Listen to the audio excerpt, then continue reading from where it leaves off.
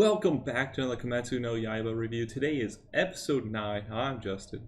What is up? I'm Logan. And together we're Cal Shock. As always, I read the manga, Logan's an anime viewer only, and we're going to discuss the episode and give our scores at the end. You ready for this? Yes, I'm always ready. Invisible fell down. We got freaking the demons in there thrown. What are they? Tamaris, I guess they're being thrown around. I do want to say, we always talk about the animation, but the sound from those balls and everything was so spectacular this episode that you could feel the impact of everything, right? Yeah, this studio is pretty amazing, I'll just say. Visually and sound wise, everything just feels so good.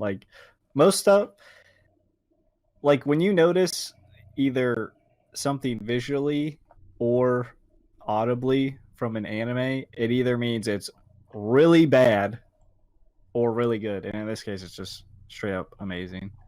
Yeah, it definitely is amazing.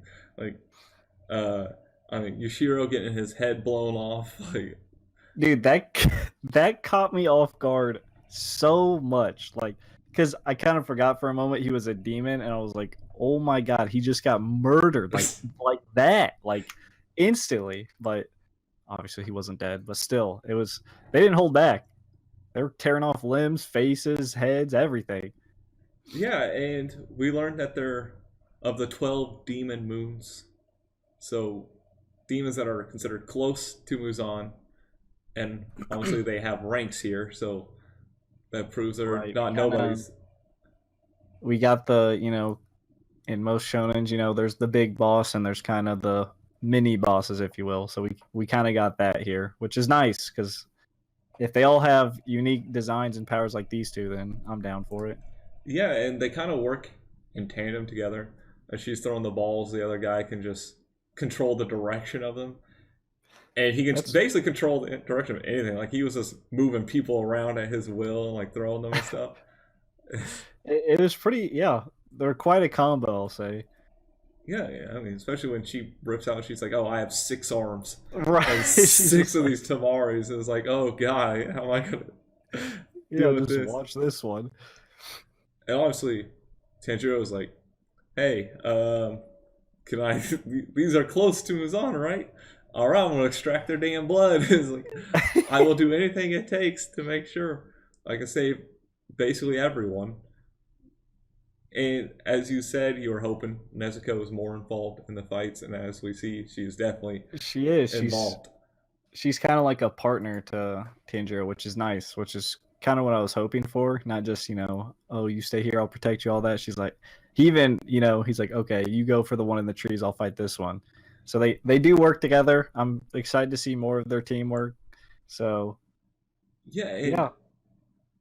I mean, he does get in there pretty well and cuts off her arms, but they grow back super quick because they're stronger. They have more blood from Muzan. And it's like, these guys are serious threats. Yushiro's just regenerating and talking with half a head or whatever. It's like, and he gives Tanjiro the vision to be able to see the vectors of the other demons. So it's kind of, we got Yushiro's kind of a unique demon. He can set up those invisible fells. He can go invisible himself. He can give other people his true sight. Right. He's like a utility demon. Yeah, and it seems like he has a defense mode and an offensive mode, because the doctor, she was like, oh, he needs time to go into offensive mode. Right. Yeah, which is kind of weird thing, I guess. Yeah, it is a bit strange, but this whole episode was pretty much the fight. Well, not even the whole fight. No, some half the fight, I guess you could say.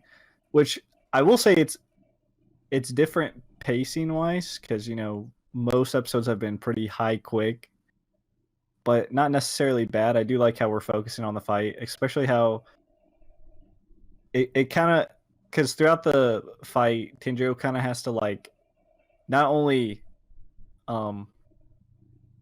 recall what he's learned, but he has to apply it in new ways. Kind of how he got arrowed or whatever you want to call it up in the air and then like drop. So he had to, he's like, oh, this move will help me, not Yeah. splat on the ground. So it is nice to see.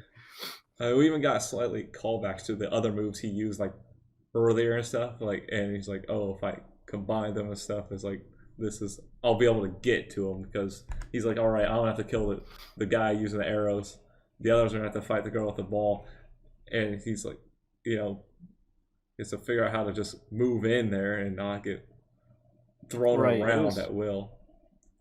And, hell, if every fight is this fluid, I'd watch literally every episode of just a fight. Like, it's insane. No, it is insane. Like, and not only that, I feel like they capture the emotions of all the characters so well the whole time. Like, even while Tanjiro was doing that, like you can see the fear that he's going through as well. It's like he can't mess up.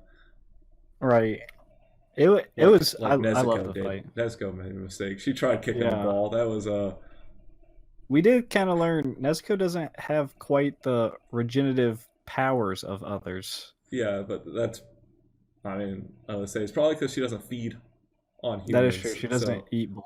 She just sleeps. Yeah, so her recovery is like, let me go take a 6-hour nap, please. Right. But we do see Tanjiro make contact with the Arrow Demon at the end. Right. I mean, like I said, he combined some moves. He also kind of redirected the demon's own move back into. It was pretty nuts. But yeah, he straight up murdered him. That's one down, one to go.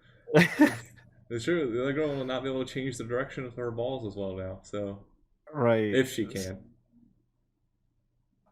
That was pretty much the episode. That is pretty much the episode. So, combat heavy. Let's just jump into scores. Yeah. Let's see. I'll give it an 8. I just love the action, just the animations, the sounds.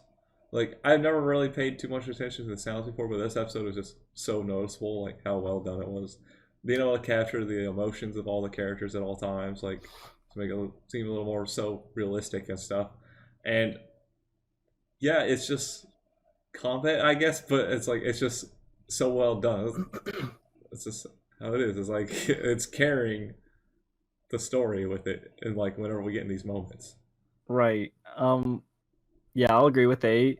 It was a literal fighting episode. Like the whole episode was a fight. And when you have a fighting episode, you either gotta do something impactful to the story, or it's just straight up gotta look good. And this one obviously looked phenomenal. Like it's so crazy how everything looks so fluid. Like obviously, yeah, there are some moments you can tell it's CGI, but it's not like that awful CGI that sticks out.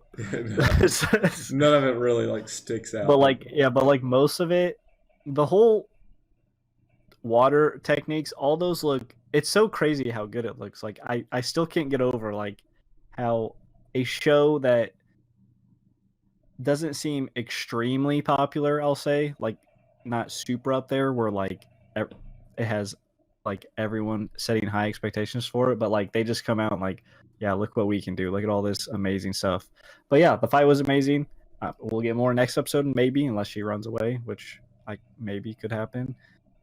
So I also liked, I mentioned earlier, like his application of what he's learned in different ways. So that was nice to see. So he's learning as a demon hunter. Yeah, he's not just spamming the most powerful move. Yeah, that's true. That's like another just good thing about it. It's not the same moves over and over like you see in other shows or current airing shows. But yeah, that's it. That is it. It's spiel time. As always, I got nothing this week. Be sure to hit that. It was just combat, man. You don't want your head blown off, I guess. Hit the subscribe and the like button. And until next time, peace out. See ya.